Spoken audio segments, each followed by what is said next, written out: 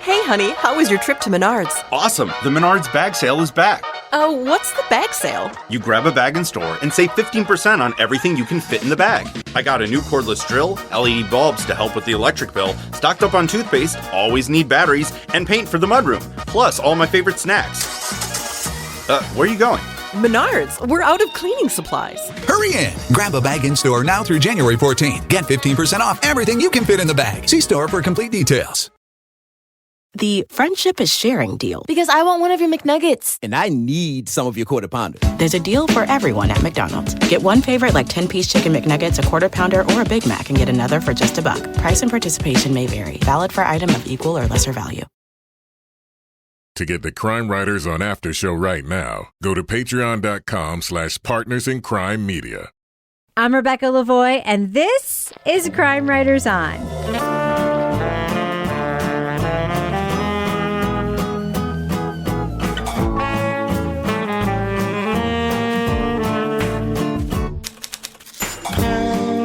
Crime Writers On is the original true crime review podcast that digs into true crime, pop culture, other podcasts, and this week, a string of fires plagues Southern California. The arsonist is someone authorities never suspected. We'll review the podcast Firebug. Then a French teen vanishes in a case that gripped the nation. We're looking at the dramatic adaptation of the crime story in HBO's Laëtitia. And by nation, we mean France. Joining me to get that done and more is true crime author, TV journalist, and host of the These Are Their Stories podcast, my husband, true crime co-author, and love of my life. Hello, Kevin Flynn. Hello, Rebecca Lavoie. Also with us is private investigator, certified pet detective, resident cat lady, and author of Dead on Deadline, the best-selling novel at Exeter's Water Street Bookstore, birthday lady Laura Bricker. Hello, Laura. Hello, Rebecca. And for my birthday, I did not get one more cat. Congratulations. No, thank God. Thank God, Ken said. But yeah, Water Street Bookstore, it's where it's at. Thank you, Crime Writers On Nation. It has been amazing. And our bookstore is very happy that Dan Chartrand may be able to get a haircut now. Congratulations, Dan. And finally, our captain of woke cynicism, the author of the novels known as the City Trilogy, host of the Strange Arrivals podcast, and our Patreon Deep Dive Book Club podcast host, Toby Ball. Hello, Toby. Hello, Rebecca. Well, we've got a lot to get through tonight, and I really want to get to the after show taping. So I propose that we just go ahead and start our first review. What do you think, Kevin Flynn? Are we obligated to do a bunch of nonsense before that? We aren't, and the dog is clearly very excited. So let's just get it done. All right. Okay, sure. All right. Do it. Everybody, let's go. Leading off. Every fire has a starting point. The layers of soot, the torched furniture, the char patterns on the wall. All of it leads back to a point where the fire started with a spark. In the 80s and 90s, Southern California officials were dealing with a string of seemingly unrelated arsons. Some were wildfires, some were set in stores during business hours. All investigators knew was the arsonist was bold and the fires were sparked with simple yet sophisticated devices. When the cigarette would burn down, it would light the match and that would ignite the grass. So it was like a time-delayed device. It would give him 5 or 10 minutes to leave the scene. Around the same time, a manuscript turned up for a book titled Point of Origin. It's a fictional account told from the view of an arsonist whose fires closely match the area's unsolved cases. Is the book a veiled confession by the author whose identity stuns investigators? Every year we arrest a firefighter somewhere in the United States for starting fires. We're looking around. I wonder if it is one of these guys. In the new podcast, Firebug from Truth Media, host Carrie Antholis examines the whodunit behind the hunt for the Pillow Pyro. He also recalls his past interviews with the man convicted and a new 2-year telephone relationship to further explore his culpability in the fatal fires. Spoiler alert, we are going to be talking about plot points from Firebug. So if you want to remain spoiler-free, go to the estimated time code in our show notes to hear our thumbs up or thumbs down review. Now, Kevin, we hear in the podcast this was actually an HBO film. Yeah, I remember it, yeah. A bad one with a good performance by Ray Liotta. You actually remember watching this movie? Yeah, the crime was familiar to me because I remember seeing that movie. I don't remember a lot about the movie except for this weird fantasy scene where when, I guess we can give the name away, when John Orr is arrested, that he takes out all these guns and he starts shooting his way out like Mexican standoff style, like throwing his body around and shooting, but it was like all in his head because he makes shit up. Anyway, the part that I do remember was that he was a fire investigator who set the fire. So as soon as this, and that he wrote the book. So right from the very start of the podcast, I knew what case it was, and I knew case has been covered in a lot of different podcasts and on TV in a lot of different ways. So it's not a secret. So I knew what case we were talking about, but that doesn't mean that you can't enjoy the podcast or get something out of it. Right. So, Toby, a lot of people, just because of what I do, reach out to me with like ideas for their podcast, like what should I do with this thing, whatever. Lately, there's been sort of like a pattern that I've noticed. And this podcast to me sort of like falls into this lane where like it's a journalist who has been a journalist for a long time, and they have a story where they have like old tape of maybe something they wrote a long time ago, but it's like, I talked to this guy a long time ago and I have like this 20 or 30-year-old tape, and that means I should make a podcast, even though maybe they also wrote an article like 20 or 30 years ago. What do you think of this idea of like repurposing tape, maybe of something that you already wrote a long time ago, just because you have the tape, and making it into a podcast? Because that's kind of how this feels to me. Yeah, I mean, I feel the same way, that it's sort of like, a magazine article read aloud for you in some ways with, instead of having quotes from people, you have the actual audio of them talking. I'm not really opposed to the idea of using old tape that you've got or doing old stories that you have, but I think you lose something when the idea is I'm just going to replicate a magazine article in audio. Good podcasts wouldn't make good magazine articles, right? There's a different way of arranging it. You have to do different things to keep people's attention. There's different ways, I think that this particularly comes into play in this one, which is you have to be able to differentiate between people who sound a lot alike on tape and have similar roles, unless it just doesn't matter. But I listened to this, and then I was listening to this one called King of Crenshaw, which is Julia Lowry Henderson's new podcast from ESPN, which to me wouldn't make a good magazine article, but it makes a great, great podcast. And I wish there was some more of that in this, just the way you set things up. I felt like there were some missed opportunities. I felt like there were times when I was like, who is this talking? Like, is this guy an arson investigator for this or for that or for the other thing? And where does he stand in the hierarchy? So anyway, I don't know. I kind of wish there was been a little more imagination in how they put this together. Well, we should mention that this wasn't actually a magazine article that this guy wrote. It was a rejected story that he didn't get to make. And we actually hear the woman... Was it an article or a documentary? It was a rejected documentary that he did not get to make. He had been the journalist, though. Like, he had been covering it. He just didn't go to the next level. Correct. He was, and the woman who hired him didn't let him make it. And he did end up working at HBO and working on the fictionalized version of it, but he had all the tape of his real interviews. And so he basically had the tape. And I guess the point I'm trying to make is I have been pitched by guys. It's always guys who are like, I have tape, so I should make a podcast. And I just find that to sort of be an interesting phenomenon. And like, I'm not saying there's anything wrong with this idea of, being pitched, or pitching because you have tape. Yes, that is a reason to do it. But also what struck me here was that it didn't make it the first time. So you're doing it again, even though the story's already been done. Anyway, all that being said, Laura, your husband's a fire chief. He knows a lot about arson. I'm guessing you had some interest in this basic story, right? Oh, absolutely. And I think I'm a little more forgiving just because I feel like we've listened to podcasts on so many different topics and so many motivations for crimes. And we haven't heard a lot about this psyche behind the arson thing. And I have heard a lot about it over the years. I remember the first fire where I learned about the sort of thrill that arsonists seek from their crimes. And it was downtown Exeter. And I saw one of the detectives and I was like, what are you doing? And he had a video camera and he was down and he was filming the crowd. And then he's like, well, usually the arsonists come back to watch the fire.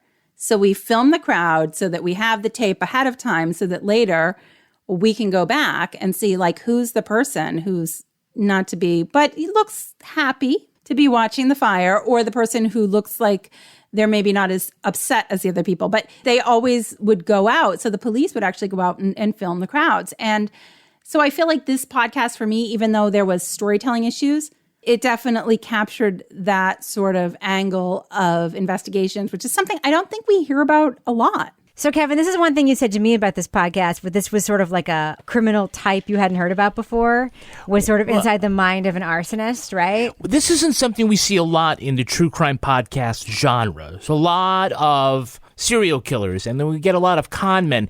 Arsonists, not so much. But there's still interesting things about the pathology and about the way they commit their crimes. And towards the end, somebody makes the connection that how similar they are in pathology to serial killers, the serial arsonists.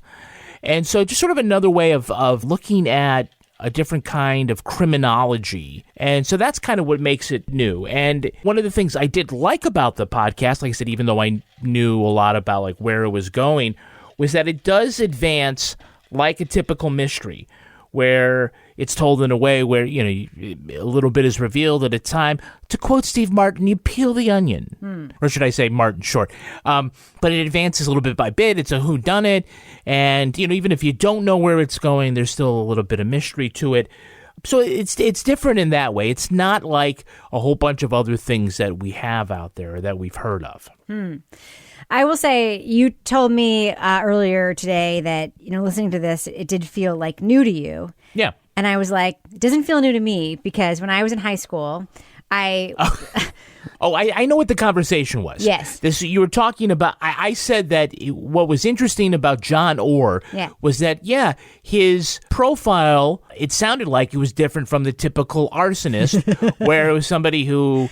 They a say loner. A loner Yes. and not social and yada, yada, yada, and yada. I was like, no, because when I was in high school, I played in the marching band for my local volunteer fire department. A lot of the kids in high school marching band did, because it was a chance to play in another competition marching band. Yeah. Because we got to go around the state and like play our instruments. But you had to play with firefighters. No, we actually was all high school kids playing. Oh. But there were a couple firefighters, but it was mostly just another chance to play our instruments and like, you know, stay in hotel rooms and be in high school and like be. What does this have to do with firefighters? So we got to hang out at the firehouse and rehearse with all these volunteer firefighters in my town of like 35,000 people. It was all volunteer fire department.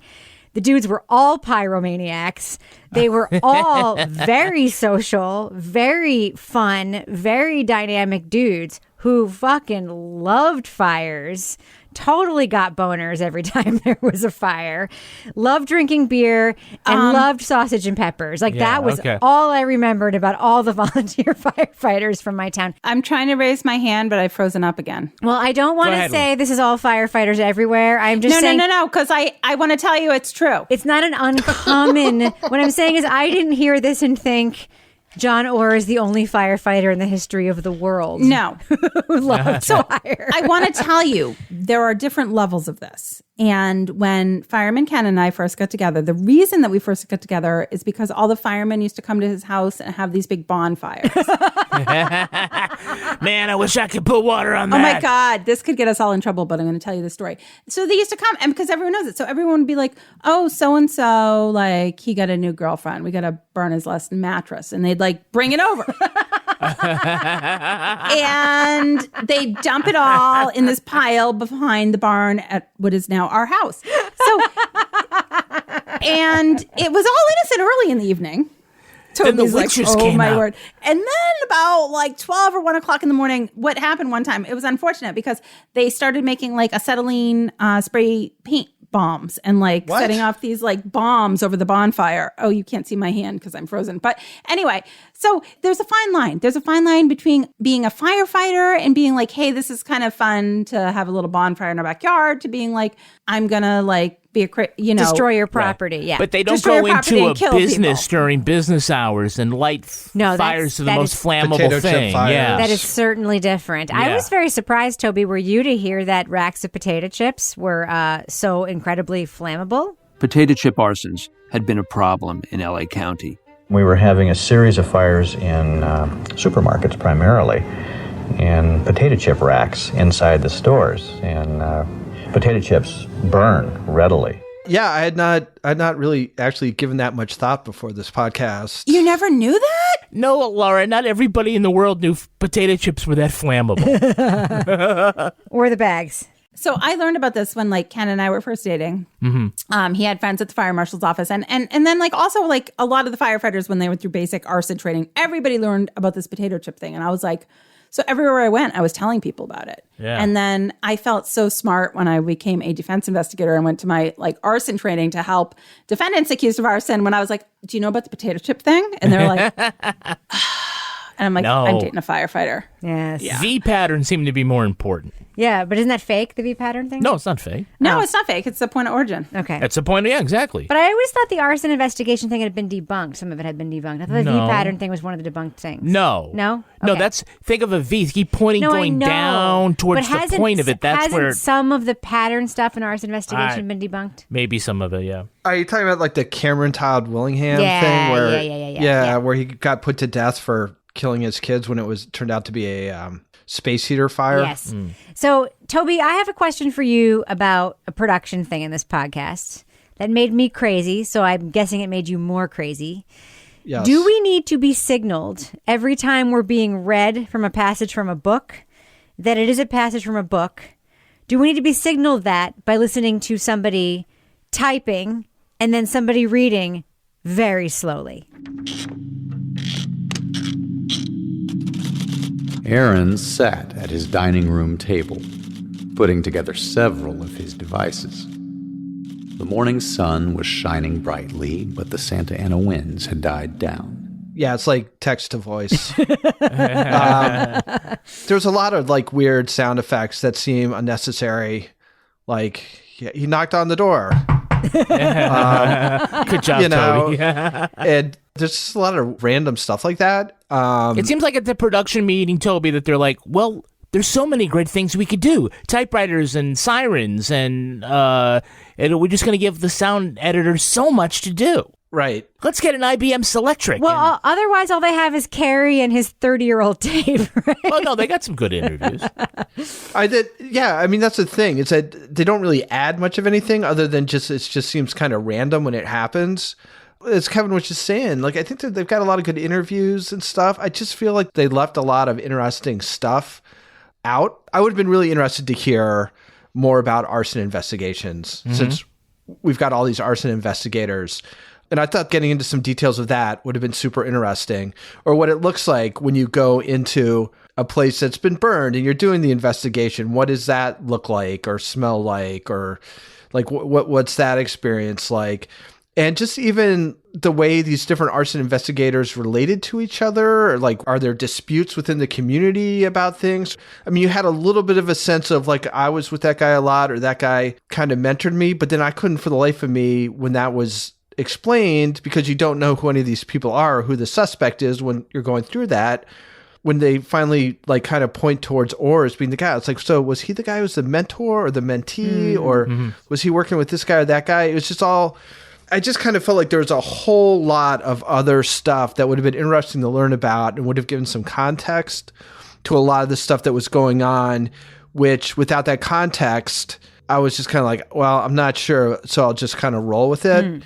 But it just kind of meant that the time they'd spent on that stuff was sort of lost, at least on me. You were looking for a feud between subcultures, is what you were looking for. That would have been ideal. I will cut it some slack because, like, how often have we actually heard about a legitimate big scale arson investigation like this in all the years we've been reviewing podcasts? I did like the one moment I liked that came closest to what Toby wants was, so first of all, it made me fucking crazy that Carrie, and this happens way too often in podcasts like this, where the person telling the story, and I don't want to say it's usually a man, but it usually is way too credulous and is like, I don't know, I kind of think he might not be guilty, when it is so fucking obvious that the man is like lying his ass off. At the time, I was shocked that she thought that, because I definitely hadn't made up my mind.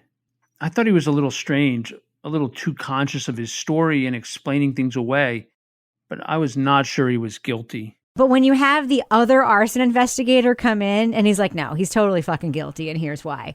He lied on his police entrance exam. He lied on this. He set a bunch of fires on his way to high school growing up. He's this, he's this, he's this. I loved that guy. Like, that is the source I would have wanted to hear a lot more from. Like, that was a really good moment for me. Yeah, I tell you one thing that's missing that I would really like to know, and we've heard 9 of the 10 episodes, so maybe this comes in the 10th episode, is in the book that he wrote, Point of Origin. How does that end?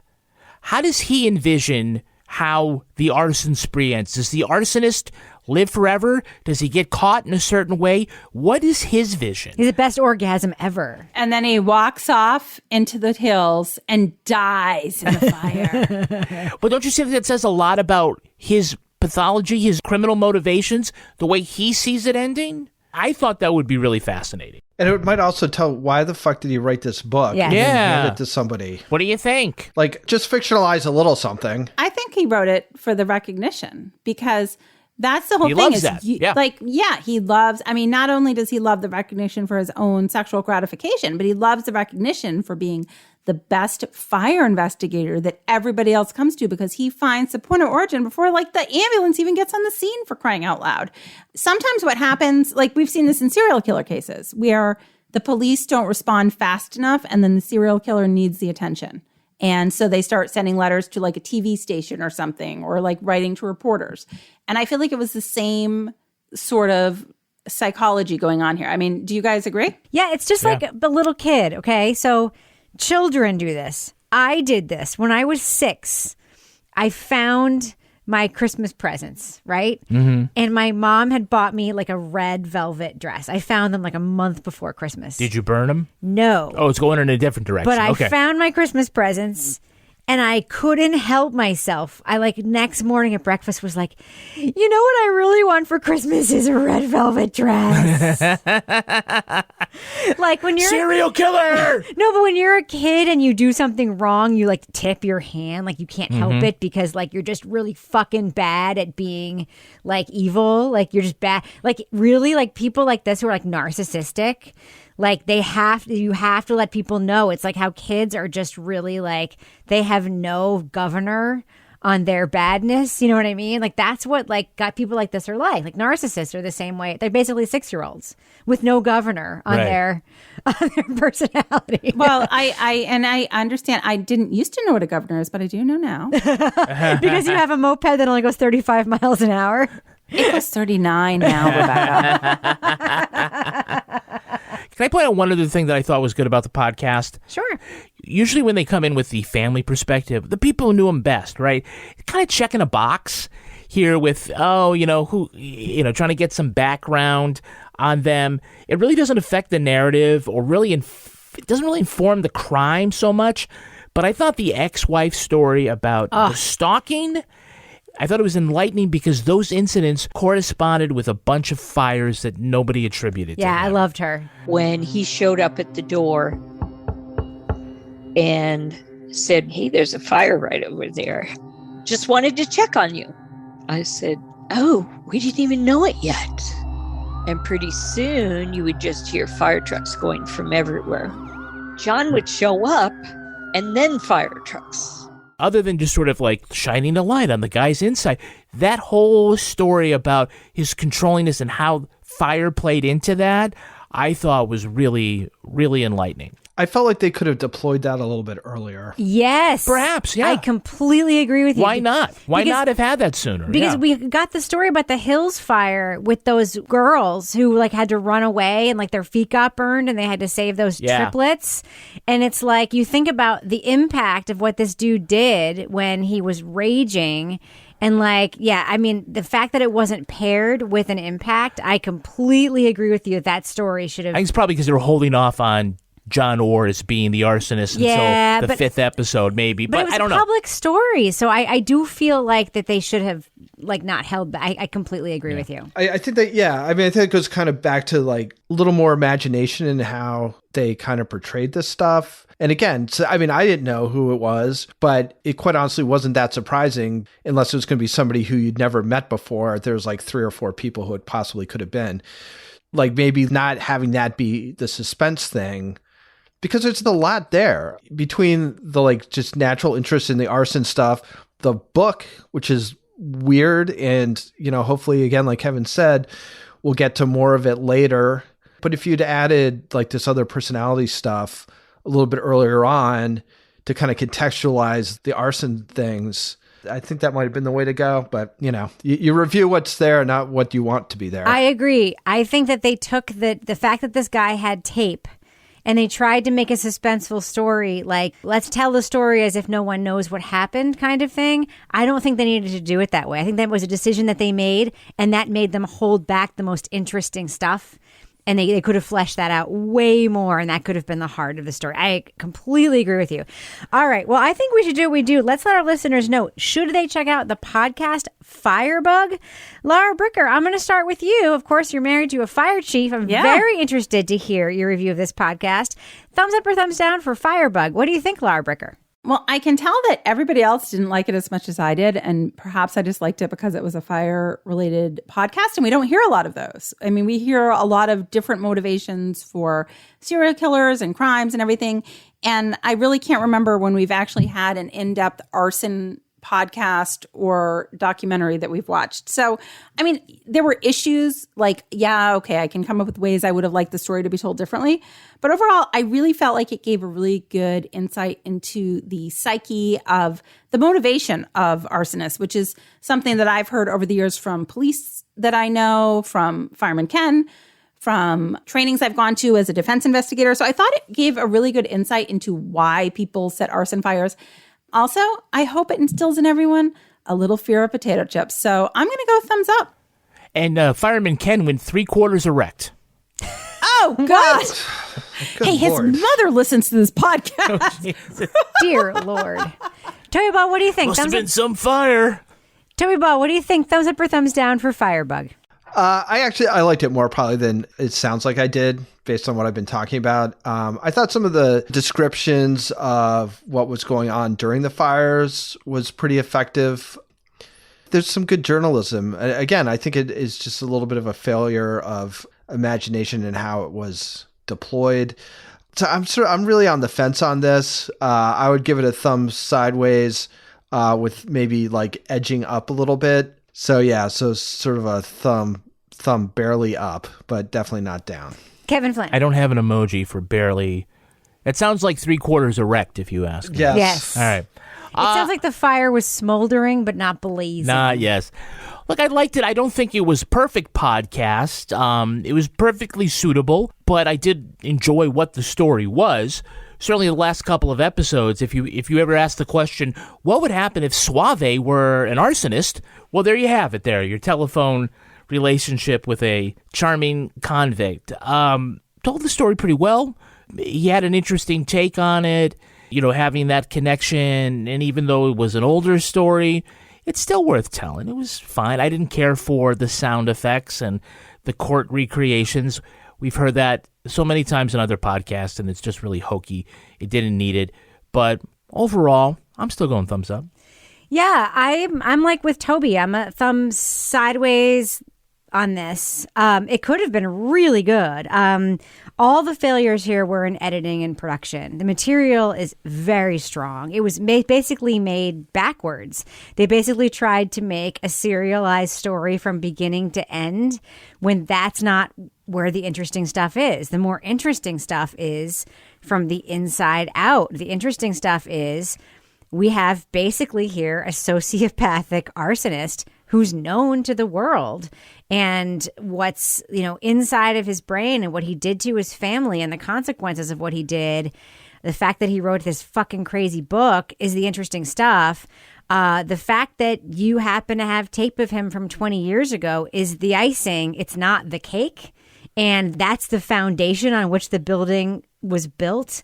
I don't think that is the foundation on which this podcast should have been built. And I know that I just know it because I've been pitched so many things like this. I know that that's how this was pitched, and so I know that that's how this was built.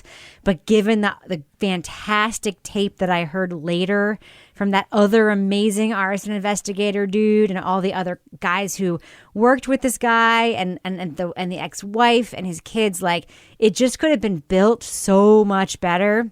So I can't give it a thumbs down. Like, it's not a bad podcast. Like, I'm almost up, but I got to give it sideways just because it could have been so much better. You know what I think? To jump back in, like one tiny thing that could have made it different. Not the typewriter sounds, taking those out? No, I mean, if he had all this tape with... yeah, right. If he had all this tape with John Orr, couldn't it have been structured a little more like West Cork, where John Orr sounds like any other character in it? Yes. And then it's a surprise that he's the suspect? Well, they tried to do that, but it didn't work. It didn't work because I don't think he was there as present as some of the other investigators. Well, anyway, I think there's a lot of different ways. We voted. There's a lot of different ways it could have been structured to make it better. Yeah. And also, you had to fucking take out that typewriter bullshit. It was so stupid. Anyway. I have a typewriter on my little Exeter Life podcast, but then it turns into fun music. No, listen. The typewriter can be It's wrong in this episode. But also, what year was this book written? 90. It was 100% not written on a manual typewriter. 100%. It was either a brother word processor, and it was probably done like one of those printers dot with the matrix printer. Dot matrix printer. I mean, like a corn on the cob. John was a young man at the time he wrote this book. He did not sound like an 80-year-old Fritz Weatherby type reader. Anyway, thumb sideways for me. That is going to be a fucking obscure reference. People can look it up. Thumbs sideways. Want the same expert advice you get from the pros in the store while shopping online at DiscountTire.com? Meet Treadwell, your personal online tire guide that matches you with the perfect tire for your vehicle. Get your best match in 1 minute or less with Treadwell by Discount Tire.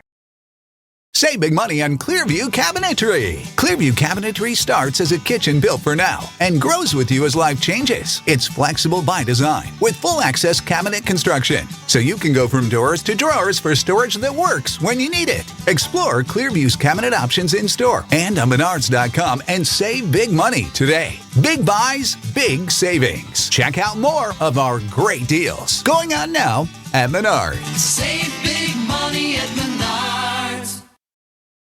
The friendship is sharing deal. Because I want one of your McNuggets. And I need some of your Quarter Pounder. There's a deal for everyone at McDonald's. Get one favorite like 10-piece chicken McNuggets, a Quarter Pounder, or a Big Mac and get another for just $1. Price and participation may vary. Valid for item of equal or lesser value.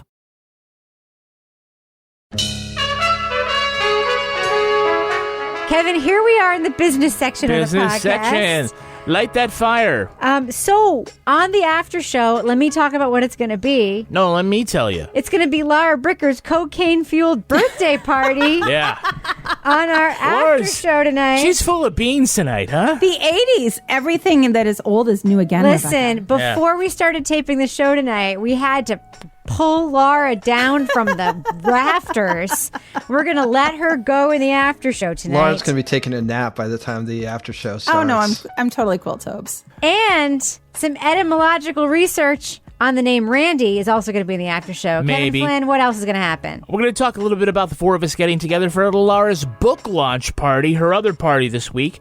Also going to get some commentary on what we think about bones discovered in New Hampshire's White Mountains. Oh, yeah. What do we think? Could they be related to a very famous missing persons case? Also on Patreon, we're going to have a new episode coming up of Married with Podcast. Oh, really? Yeah. If you join Patreon at the Bricker scale level, not only do you get the Leave It to Bricker podcast, but you also get access to a special Facebook group. Laura, tell us about that. This is the Facebook group for rage walking and kind of staying active during the COVID times.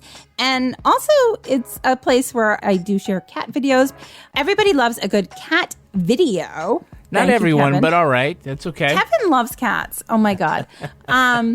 But the Brichter Scale is a great community. We have a lot of people that have been in there for a long time. And I mean, it's all over the place. It's been a very supportive place, I've found, for me personally during the last 18 months of living during a pandemic.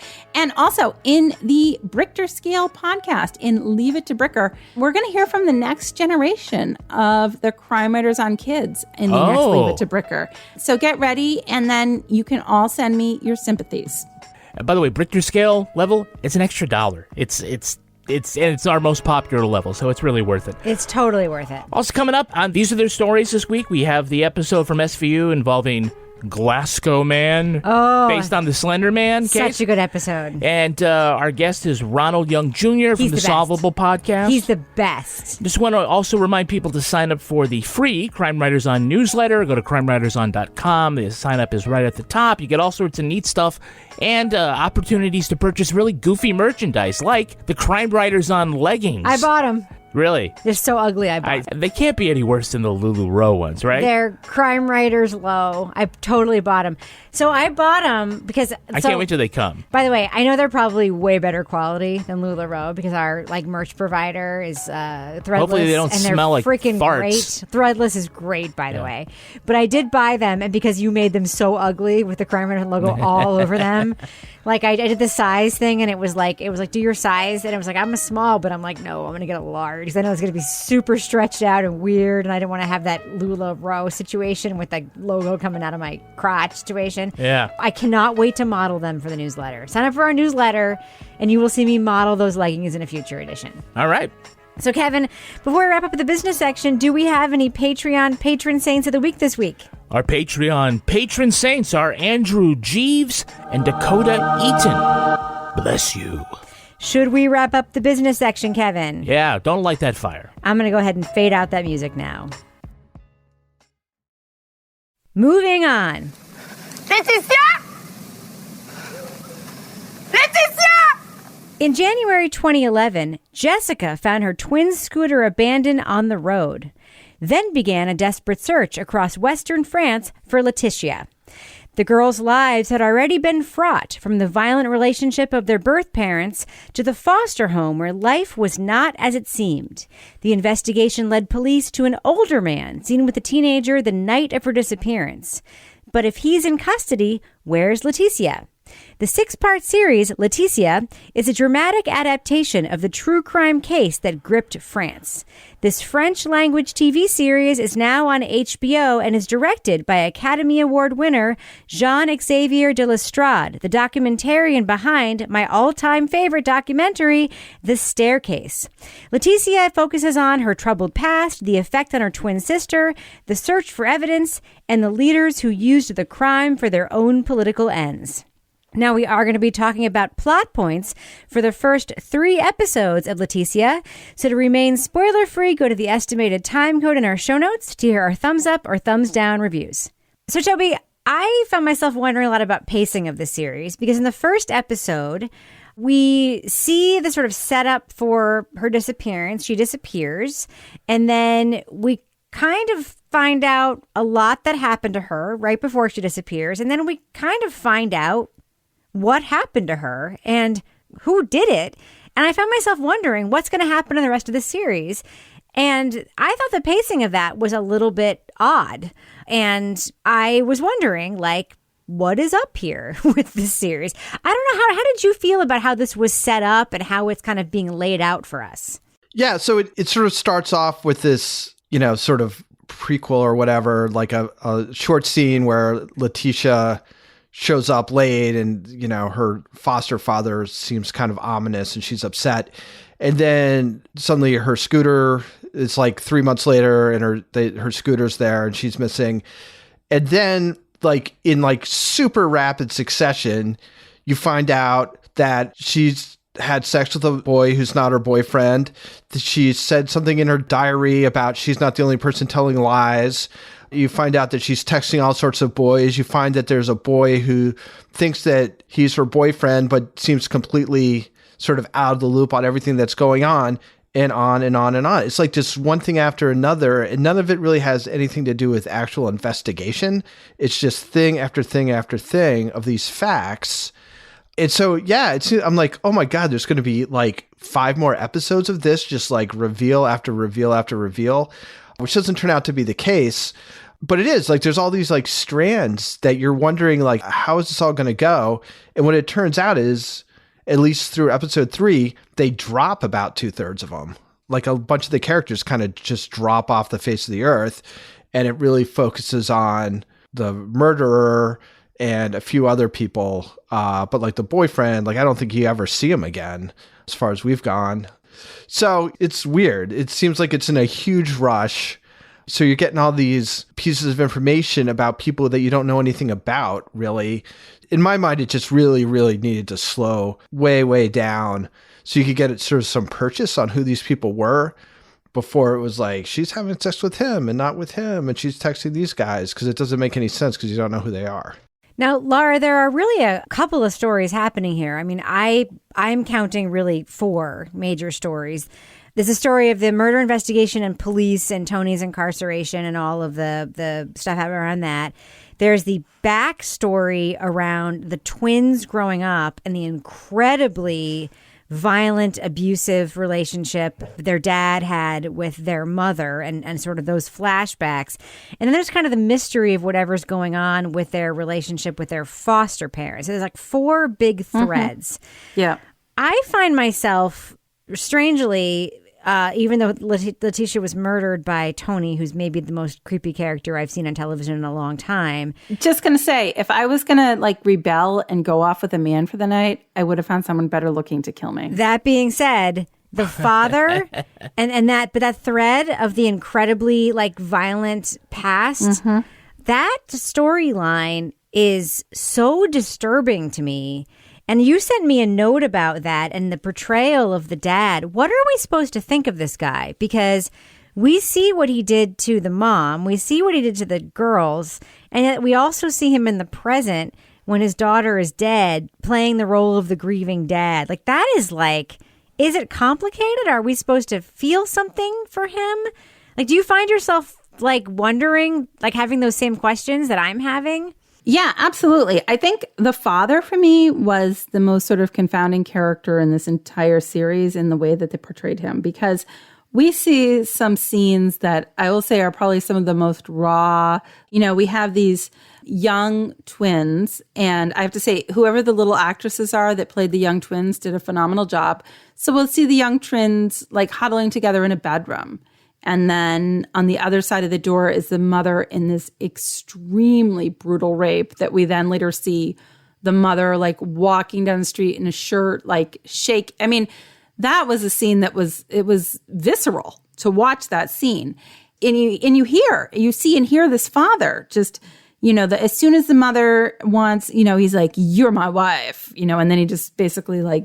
Good French accent. That was my Texas accent. But you're my anyway, wife. You're my wife. But, you know, so we see the father in these scenes where his temper is like hair trigger. Like one moment he's like kissing the girls and like tucking them into bed. And the next moment he's like beating the mother's head off the wall and like brutally raping her.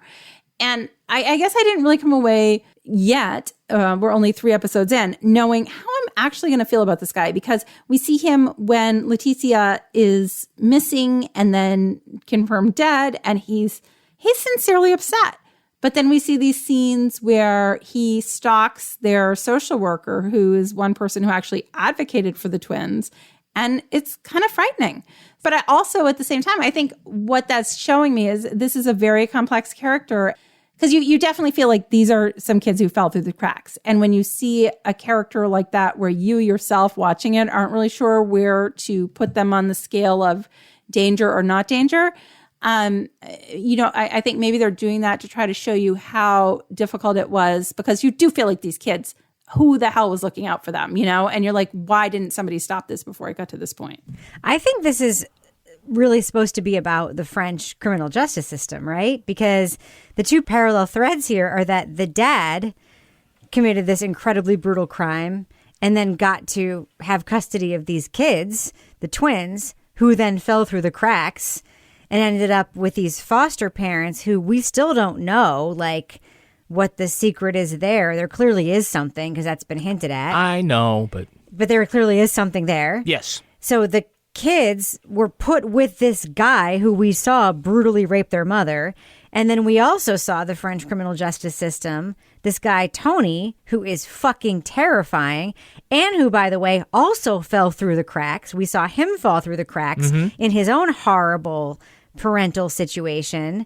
So that, to me, is the common thread here, is that, you know, it's kind of the indictment of the criminal justice and social safety net in France, right? Yeah. Kevin, am I since you have obviously Wikipedia'd this, am I getting this right? Yeah, I mean, I think that's one way of looking at like what the filmmaker's trying to accomplish. The dad sucks, Tony sucks, but if they're and the foster father sucks. You don't know how yet, though. But the he state does. let them out, and that is the problem. Yeah. I mean, I think there's a lot here to talk about, and what they will get to in the final 3 episodes is the political fallout, how the president of France used this case to indict his political enemies about how the system is run. And I haven't gotten that far. Sounds like there's a lot that he is probably right about, that the social safety net did not work for these folks. But what I find interesting about the show is how much it has in common with The Investigation, which was the Danish miniseries that we watched a couple of months ago.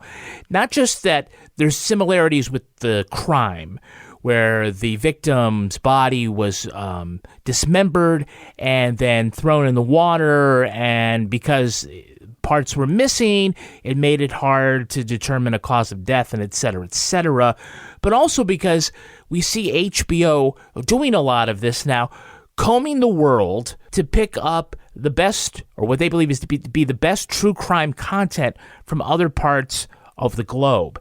And, unlike like Netflix, which does a thing where they find something in a foreign language and they do a simultaneous release, HBO just kind of goes, yeah, this is something from 2019, it was big in France, and now we're going to present it with subtitles, which I think is kind of daring. It's really smart. We can probably admit, it's a result of the pandemic and the problems with creating new content in the environment, but, I think I think overall it's working. So, Toby, I want to talk about the performances here, because you made a note, and we've talked about it a couple of times, the sort of terrifying presence of Tony, the killer. Can you just talk about him as a character and how he's portrayed here? Because we see him both as a kid and as an adult. I think one of the most frightening scenes for me is when he goes into that parking lot to try to get a guy who basically just owes him money or whatever to help him, casually throw the body that he's dismembered that happens to be in the trunk of his hatchback into the river. And, as if, it were some trash he pulled out of his pantry and just needed to get, I need to, for instance, throw away like an old toaster oven that I have, and I don't know how, my garbage guy won't take it away. I find him to be, incredibly chilling as an actor in this part. What do you think of that performance and just the performances in general in this film?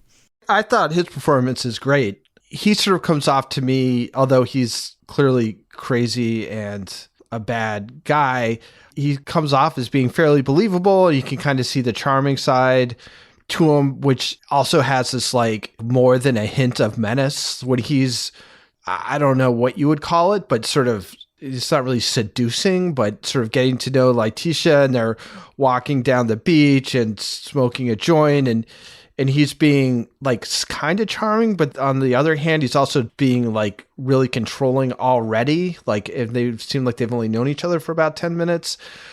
So I thought if I was going to be doing a movie or a show or something and I needed some guy to be just completely off his rocker, I would 100% find this actor. Yeah. Noam Morgenstein is his name. Yes. I would love to see him in a romantic comedy or something. No, you it's wouldn't. hard for me to picture. No. So the rest of the actors, I guess it was fine. I didn't really, I have to say, I didn't really like this very much for a bunch of reasons. And I guess maybe there's more to come that might make it better. But it's just kind of weird in that there's no real investigation. And that was when you were saying it's that Scandinavian one we watched, The Investigation. That one seemed like a real investigation. This one's sort of like people just kind of show up and conveniently tell them things that they need to know. They talk to one of his old girlfriends. She's like, oh yeah, by the way, he used to go to this really remote lake in the middle of nowhere, and you might just want to check there. They're like, oh, all right, we'll send some divers in. Oh yeah, there's the body. It's just that kind of thing. Is there any deductions or finding of clues that has happened in this? It just doesn't seem like it's been there. It's been this sort of collection of people telling them what they need to know, or them finding what they need to know immediately, which may be the way it actually happened, but it doesn't make for super compelling, procedural stuff. So you really have to lean on the stories, the backstory, which again, I guess they're trying to make a larger point, but all this stuff to me just kind of felt like it was borrowed from other stuff that I'd seen before and kind of patched together to make these different points. And I don't know. I was just watching it. I'm like, when is this going to start being different than other stuff? Yes, but Toby, the cop gets to stay in a mobile home because he can't be with his family during the investigation. He's investigating so hard. And then I thought for a minute, like that guy who's like sort of hanging out with the beer while he's talking to his wife. I'm like, does this guy have like a lover? Like in this, like, is that what's going on here? And then there was another guy in the cast. So I'm like, oh, okay, no, this is the crew. That was so weird. Like, what kind of police department is using like the temporary structure that sometimes schools use when they need more classrooms?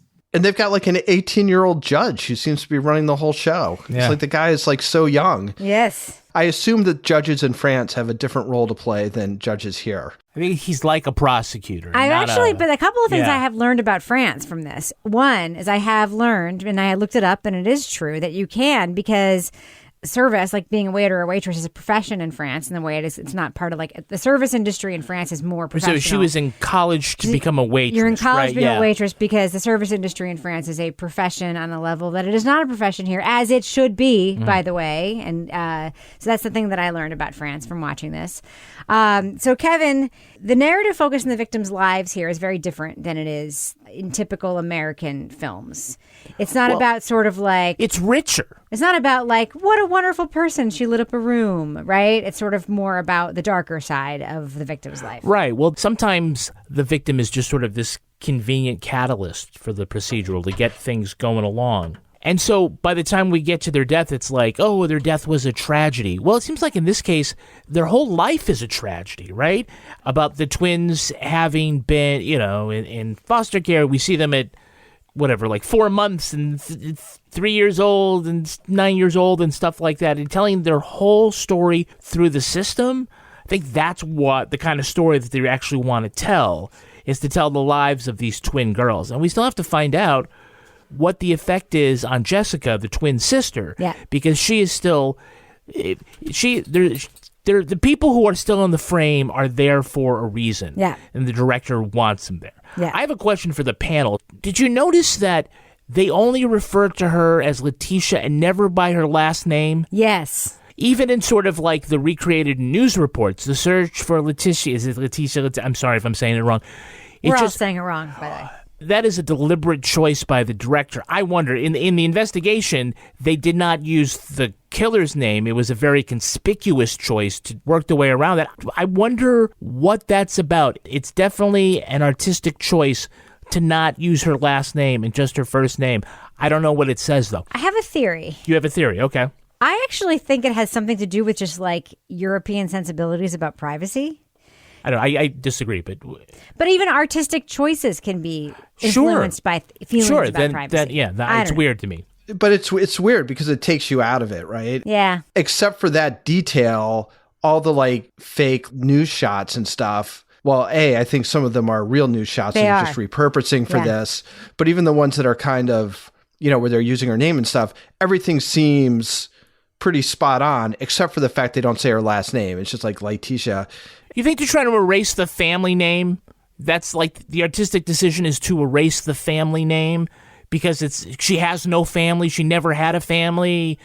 I mean, what do you think? I guess I feel like there's no answer that you could give me which would make it seem worth it. As a fiction writer, one of the things you look at, is there something you're putting in here that's going to break the spell for people, right? Is there going to be something that causes people to kind of jerk out of this world you're trying to create and ensconce them in? And I felt like that was the kind of thing that kind of does it. It's like, why don't they just say the last name like they normally would? Like, why is that? I just found it annoying, but maybe he's got some idea I haven't thought of, which will, make me weep or something for... He does have an Academy Award, so we probably should not. For a documentary. Yeah. He also made my all-time favorite thing that I've ever watched, so I give him a pass. Yeah, I think that was good.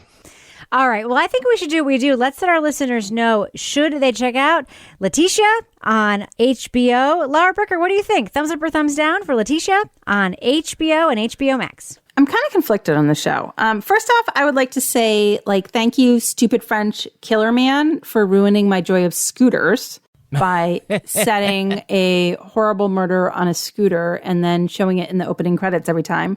The thing about this is it took me a while to adjust to the pacing of this. And at first I thought, oh gosh, I haven't watched like a subtitled show in a while, and I'm trying to like scroll Twitter and also watch it at the same time. And that's what the issue is. But then it became clear to me it was kind of a pacing issue.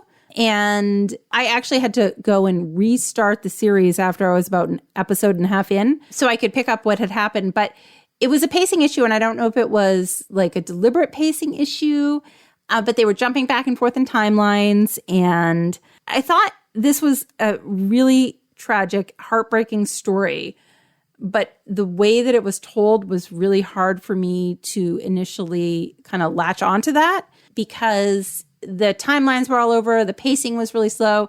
And I'm sure everybody in France already knows about this case.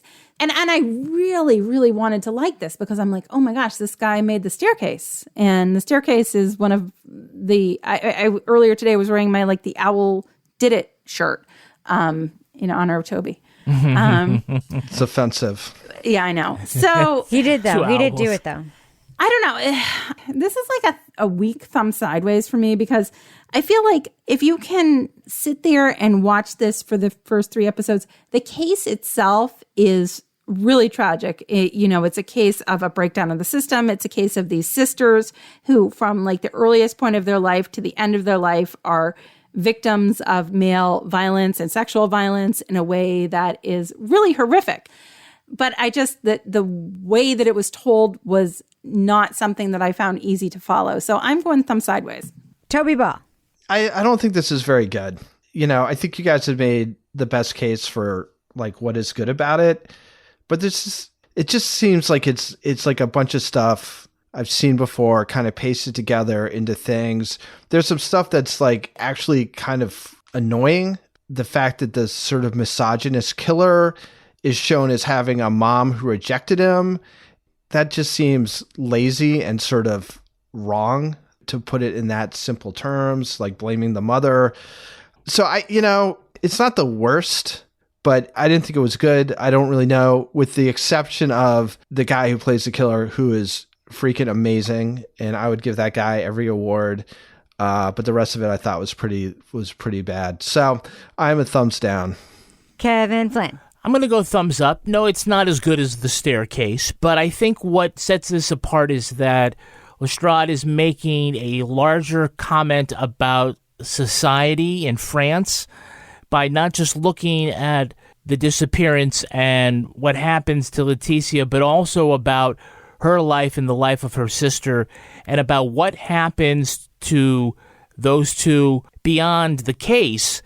So I'm going to say, look, yeah, not necessarily fantastic. And if you don't like, reading subtitles, and you're not going to enjoy this, but I think it has a little something more. And so I'm going thumbs up. Yeah.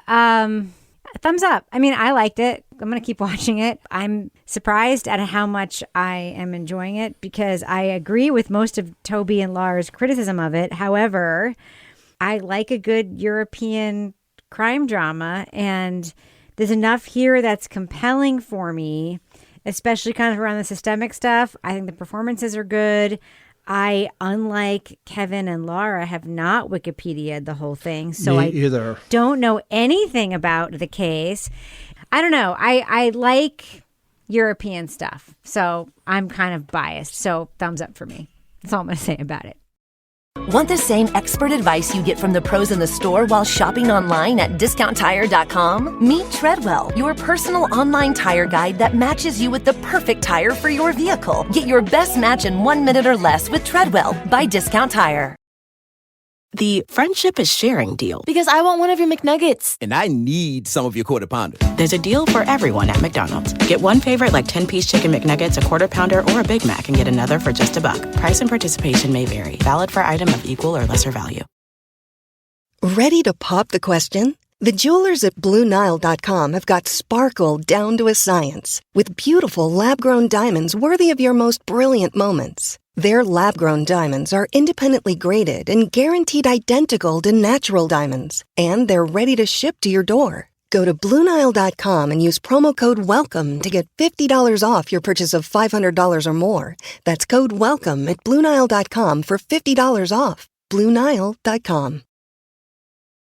Now it's time for my favorite part of the podcast, a little something I like to call the crime of the week. The Illinois State Police says it just solved a missing persons case, as in whoever it was who lost their dentures at the state fair.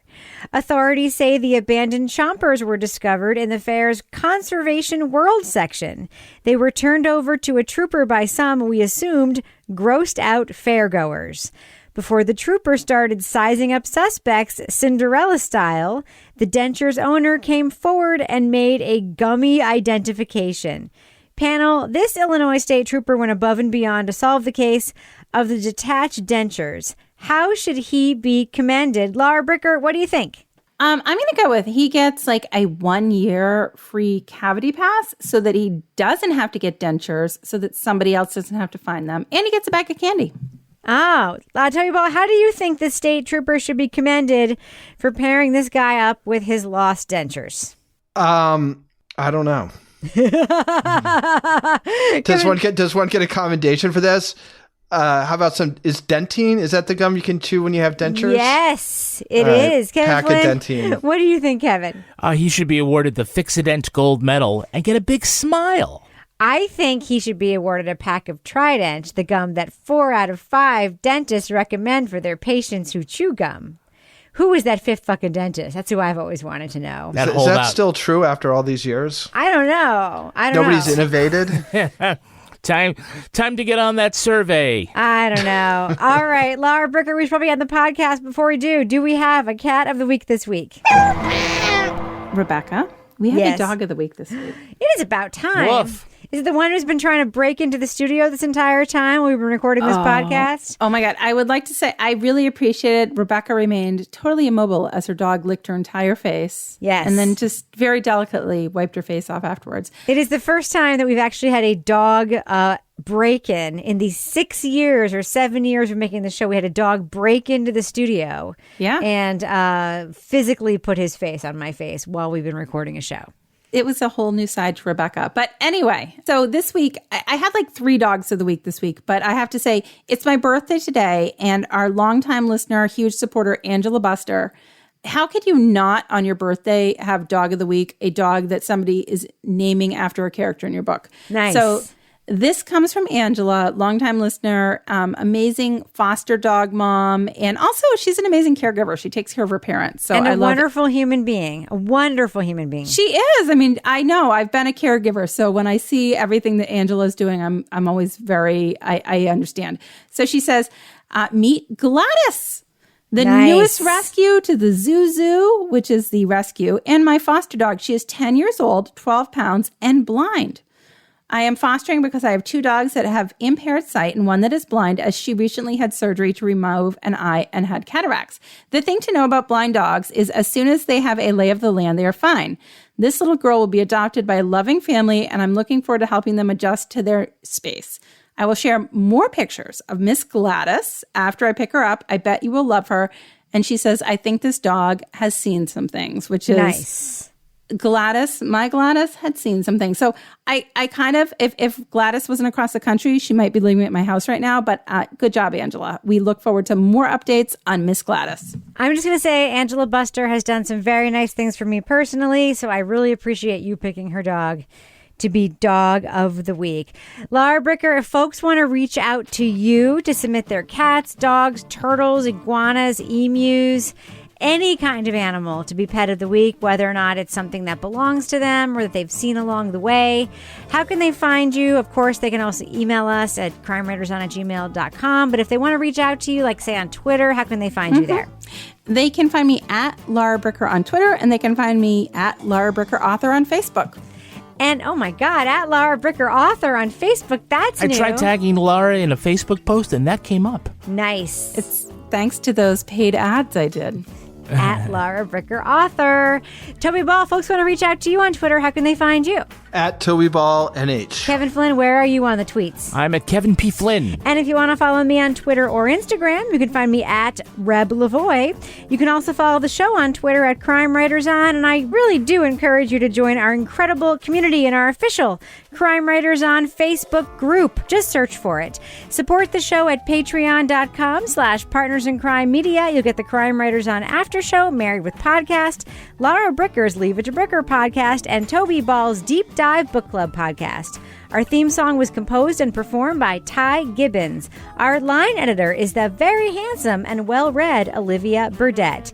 The executive producer of this fine program is Kevin Flynn. That's me. This show was recorded in the Yoga Loft above the Bodega in Bay St. Louis, Mississippi studio, otherwise known as Studio C, the closet in our New Hampshire basement where we ask why flammable and inflammable mean exactly the same thing. Why is that? On behalf of all the crime writers, thanks so much for listening. We will catch you later. And lastly, we're going to get a reaction to a Hollywood actress who was stabbed. Really? Yeah, Reese? I don't know anything about that. No, with a knife. What are you talking about? What are you even talking about? Kevin, come back to us. Kevin. Reese, Toby, what did you say? Reese Witherspoon? No, with a knife. Oh. Oh, I'm sorry. Forget the Spoon? deep dive. No, it's like with her spoon. No, with a knife. Didn't stab with a spoon, stabbed it with a knife. I don't know with what you're her talking spoon. about. Oh, fine. Okay, I guess that's the outtake because it's not funny. It's a play on words.